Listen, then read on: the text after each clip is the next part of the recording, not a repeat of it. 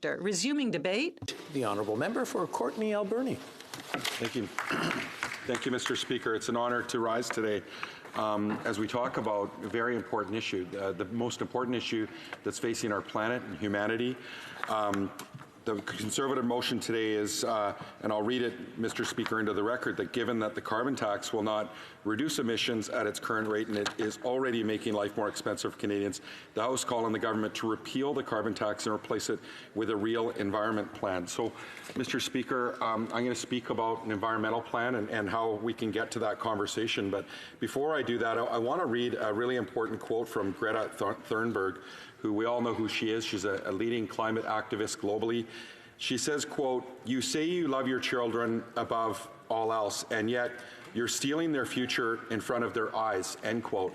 And I'm going to speak really targeted at this motion and certainly around the fiscal responsibilities of what's happening today, because we know that the PBO did a report in 2014 and guesstimated that the cost of climate emergencies would be about $900 million a year on the Canadian economy, but that's actually turned into $1.8 billion. So he very much undercalculated at the time the true cost of climate emergencies and how quick we were going to see climate change happening. He also predicted that by 2050 we would see that cost escalate to $40 to $50 billion. So when I think about Greta Thunberg, I think about my children, I think about the children of our country, and I think about ensuring that we don't leave them with a huge deficit, Mr. Speaker, and that we pay for pollution now, instead of expecting Greta and other children around the world to inherit this huge economic deficit. What we're seeing in our country is we're seeing skyrocketing temperatures never seen before. Canada is the fastest warming country in the world, 1.7 degrees above 1948, which is when we started, which is our baseline. We're looking at 2.3 degrees Celsius in the far north, Mr. Speaker, the fastest warming in the world. We're seeing weather patterns. I've raised it here in the House. We had the biggest windstorm in Vancouver Island history in December. In February, we had the biggest snowstorm. In March, we had the biggest drought. We had forest fires that started in May, and right now, most communities in coastal British Columbia, and certainly all over Vancouver Island, are on water conservation right now, Mr. Speaker. It's affecting our salmon, our economy, our food security, our way of life. We talked about this motion, and I'll go to the motion. The Conservatives have certainly been opposing the carbon tax. They've raised the carbon tax issue. When I did a Library of Parliament research question, it came back about 2 months ago that they had asked 762 questions in question period opposing the carbon tax alone. Certainly concerns me about the lost opportunity, Mr. Speaker, the opportunity to be bringing solutions to the government, to be calling on the government to take action on a list of items that they could be bringing forward, that they're talking about, maybe talking about some of that tomorrow. I'm extremely disappointed that the Conservative Party of Canada didn't roll out their platform yesterday so that today we could be debating their proposal, because it would have been good for a healthy debate. And we need to put partisan politics aside, Mr. Speaker, and have a healthy debate about this most important crisis that's happening in all of our planet's history. So I am extremely disappointed. They point to the government saying that they have no real plan, but we still haven't heard the Conservative plan. So, I mean, this really does affect the credibility of today's motion, which is just an opposition. And I think when we used to see the Conservative Party of the past, the Progressive Conservative Party, they would be willing to take steps to take action on climate leadership, like acid rain when it came to, and putting a cost on polluters and ensuring that they paid their price. They're not listening to some of their own leaders. Preston Manning, who's very much in support of a carbon tax and putting a price on pollution and ensuring it's carbon neutral. So I think that when we look about the changes and evolution of the Conservative Party, I'm very concerned to see this motion come forward without their plan being presented to us.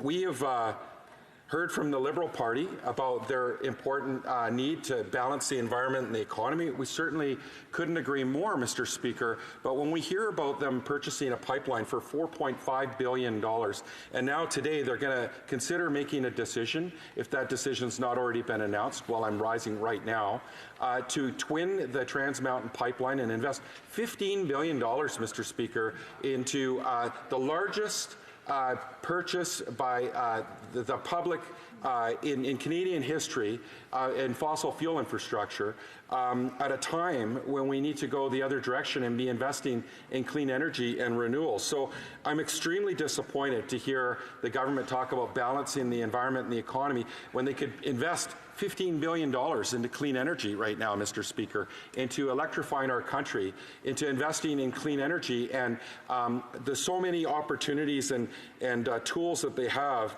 to bring us our emissions down and take real climate action, Mr. Speaker. I look at jurisdictions around the world, and I certainly differ from my friend from the Okanagan, Similkameen, who believes that the carbon tax in British Columbia and Quebec hasn't worked, when in fact they've had the fastest growing economies in our country. In British Columbia, it has been an enormous success. And when he's attacking the British Columbia Liberal government of the past that brought it in, and the BC NDP that's carrying forward this really important policy that's supported by the BC Green Party, he's taking a shot at all political parties in British Columbia who are united on one thing, knowing that we have to put a price on pollution and polluters need to pay their fair share. That is just a reality, Mr. Speaker, because we can't leave it for Greta and other young people in our communities. And we're hearing from them, because the Youth Climate Action Now, we've heard about them doing Friday walkouts, joining children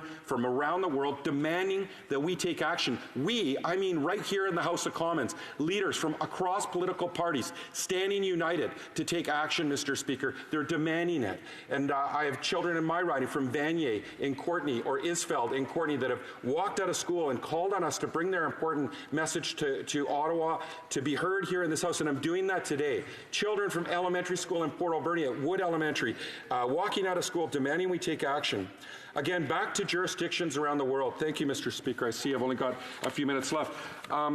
I've been really privileged to sit on the Climate Caucus here in Ottawa, which is an all-party, multi-party caucus, and where we've had my good friend from Drummond from the NDP, my friend from the Green Party from Saanich Gulf Islands, and my friend from the Bloc Québécois from Repentigny, and my conservative friend from Wellington, Halton Hills. It's one of the opportunities and times where we actually put our partisan politics aside and become united on an important issue. But sadly, Mr. Speaker, only about 10 or 12 of us show up on a regular basis, and we need more. We need to make it a priority so that Climate Caucus is meeting right here in the House of Commons, Mr. Speaker, so that we're having a healthy debate about how we move forward, not go backwards, Mr. Speaker.